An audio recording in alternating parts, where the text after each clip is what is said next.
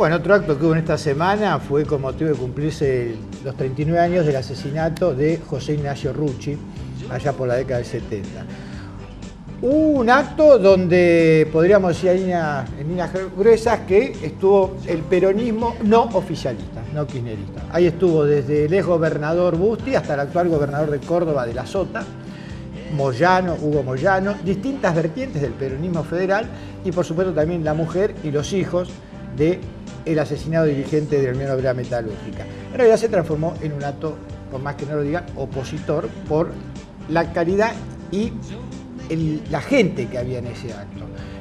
Nosotros tenemos ahí, precisamente logró Walter hacer notas a Pedro Busti, que es el ex embajador de Entre Ríos, y también gobernador. Él es gobernador de Entre Ríos, y también a Luis Acuña, un intendente de acá de Hurlingham, que está siendo muy al frente en cuestiones políticas. Ya dijimos la semana pasada que estaba haciendo reuniones en Morón porque quiere unificar al peronismo de Morón para darle pelea a Sabatella. Y está con una posición muy clara, Acuña. Sí, es verdad, porque vos fijate, no solo se conmemoró en septiembre el asesinato de José Ignacio Rucci, ya 39 años, sino que también se conmemoró el Día del Militante, el Día del Montonero, militante montonero.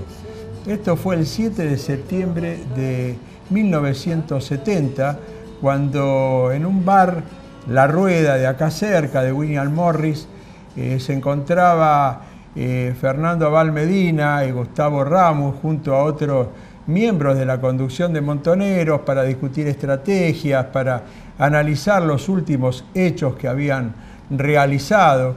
Recordemos que ya habían matado a Aramburu, esto había sido el 1 de junio. El 29 de mayo lo habían secuestrado, el 28 de mayo, el 29 de mayo, el día del ejército, y a las 48 horas, el 1 de junio, lo estaban matando. Con un tribunal popular y siendo el ejecutor Fernando Abal Medina.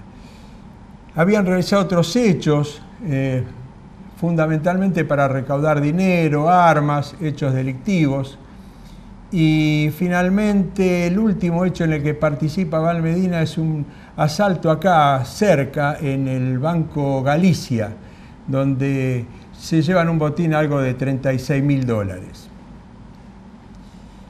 Después, en una comisión policial para algunos del propio ejército, es encontrado, como decía en William Morris, hay un tiroteo y muere Fernando Abal Medina con 23, 24 años y Gustavo Ramos. Esto es lo que dio comienzo a una épica para ese tipo de militancia, que es conmemorar el Día del Montonero. Se hizo todos los años con grupos, según los momentos políticos de la Argentina, con grupos reducidos, fundamentalmente ex compañeros, ex militantes de la organización, pero este año cobró un significado diferente. Fue una porción importante del oficialismo que gobierna hoy la Argentina. Fundamentalmente los grupos militantes de Unidos y Organizados, que es una nueva sigla que han incorporado las distintas agrupaciones kirchneristas. Y también se incorpora a esta organización No Encuentro, por eso estuvo presente el ex intendente, actual diputado nacional, Sabatella, que hizo uso de la palabra, igual que Alicia Kirchner, la ministra de Desarrollo Social. Se conmemora entonces este hecho, traído a los ojos de hoy y al marco político-social de hoy, un hecho extraño que se conmemore este tipo de acción militante. Pero esto lo hizo, como decíamos recién, un grupo determinado, organizaciones que tienen este tipo de acciones militantes del pasado como bandera, como llamador para los jóvenes, una épica que nada tiene que ver con la realidad de hoy. Y por el otro lado, como decía Carlos, se conmemoraban los 39 años del asesinato de Rucci a manos de los montoneros.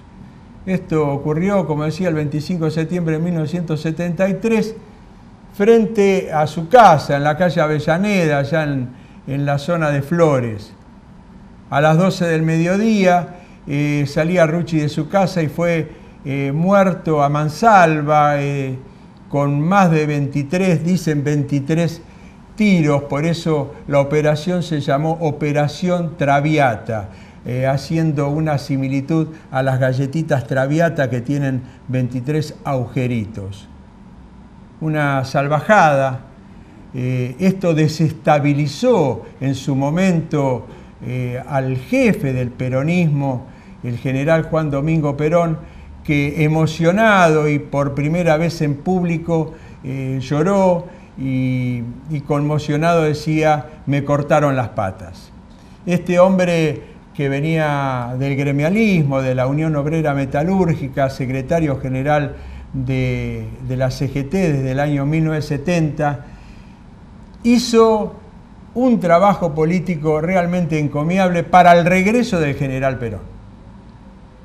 Y tenía un discurso que es muy conocido, que era el que iba a leer horas después, que instaba a la unidad de la militancia, a la unidad de los argentinos en una nueva etapa en la que se había elegido, recordemos que hacía 2 días se había elegido el general Juan Domingo Perón y su esposa Martín Estela Martínez de Perón como la fórmula ganadora en unos comicios que fueron ejemplares por la participación y realmente extraordinarios desde los guarismos, desde el resultado. Más del 62% fueron las cifras que apoyaron, los votos que apoyaron la candidatura del general Perón. Y a las 48 horas este hecho trágico, terrible. Como decía Carlos recién, frente a Comodoro Pi se juntaron peronistas que no comulgan con la política oficial. Desde Moyano a Rodríguez Sá, de Narváez, el Momo Venegas, el intendente de Hurlingham. Y entonces, reflexionando, a pocos días, 2 hechos con 2 agrupaciones de argentinos, militantes y dirigentes con visiones diferentes de la Argentina que viene y con una lectura de la realidad actual totalmente diferente. Así como ocurrió allá en los 70, el foquismo, la guerrilla por un lado y por otro lado el sindicalismo peronista junto a su líder. 2 visiones totalmente también diferentes de la Argentina. Aquella Argentina con divisiones, con sangre y con muertos y con un resultado nefasto, que no solo fueron esos muertos, sino fue la dictadura militar posterior, la más sangrienta de la historia de la Argentina. Hoy, otra vez, separados, divididos, visiones diferentes.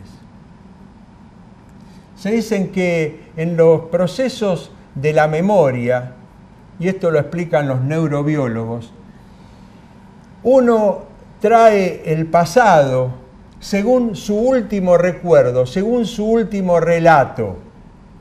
Quizás que nada tiene que ver, pero no en toda su intensidad y en todos sus detalles, de cómo fue el hecho allá lejos, sino a medida que uno lo va relatando, contando, esos son los recuerdos que uno trae al presente. Por eso, en los temas históricos es importante, más allá que uno lo haya vivido, el tener como referencia investigadores, historiadores, que cuenten analíticamente cada uno de los hechos. Quizás para reafirmar lo que ya pensamos o para empezar a dudar de esto que pensábamos. La historia del ayer dividió a la Argentina y terminó, como recién decía, en un baño de sangre. La Argentina de hoy, en otro marco social, en otro marco político, con instituciones que ya podemos decir que han pasado la primera infancia, ya estamos en una adolescencia llegando a una madurez, después de 30 años de democracia, tenemos que pararnos de forma diferente. Y las historias y las realidades que cada uno tiene como ciertas tendrán que sintetizarse para la Argentina del futuro. Si cada uno de nosotros mantenemos nuestra historia particular como la verdad única, es muy probable que este enfrentamiento, de otra forma quizás, lleve nuevamente a una frustración de las generaciones futuras. Por ello, la decisión no solo está en los actores directos, sino también en todos nosotros, Empezar a enterarnos y a tomar posiciones. Esto sí, aquello no. Esto quizás sea el deber cívico más importante ante todos estos hechos que semejan o se asimilan a una historia que tenemos que poder reflexionar.